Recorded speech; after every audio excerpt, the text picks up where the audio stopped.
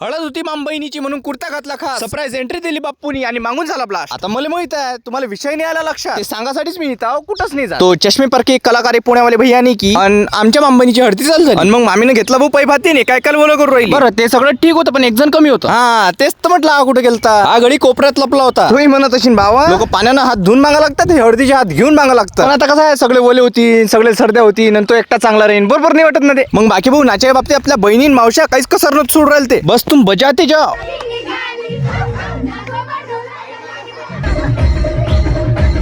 बरं मग तिथं एवढं मोठ्या पाण्यानं एवढं मोठ्या हळदीनं घासूनही भाऊले जमलं नाही. भाऊनं मेकअप करून मागितलं मग नाचल्यावर लागल्या भाऊ भुका. मग सगळ्यांना भत्ता मारणं सुरू केलं. आम्ही इतके ऐदिक एकमेकाच्या प्लेटावर भिड राहिलो चिवडा घेणे जिवारीवर राहिलता. त्यात भाऊनं बैची प्लेट उडून टाकली.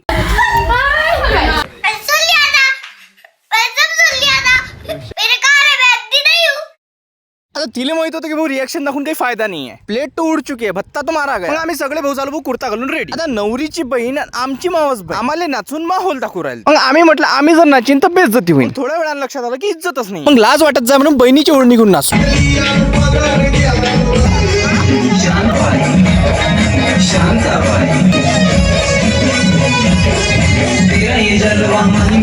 मग सगळा कार्यक्रम आटपल्यावर आम्हाला माहित पडलं की नवरीचा आज वाढदिवस आहे. आम्ही सेलिब्रेशनचा प्लॅन करू राहिलो पण अचानकच मागून बाप्पूची एंट्री झाली. तुम्ही रील तर पाहिलीच असेल. तर सेलिब्रेशनचा विषय असा होता बाप्पूने तैली दिलं बर्थडे सेलिब्रेशनचं सरप्राईज.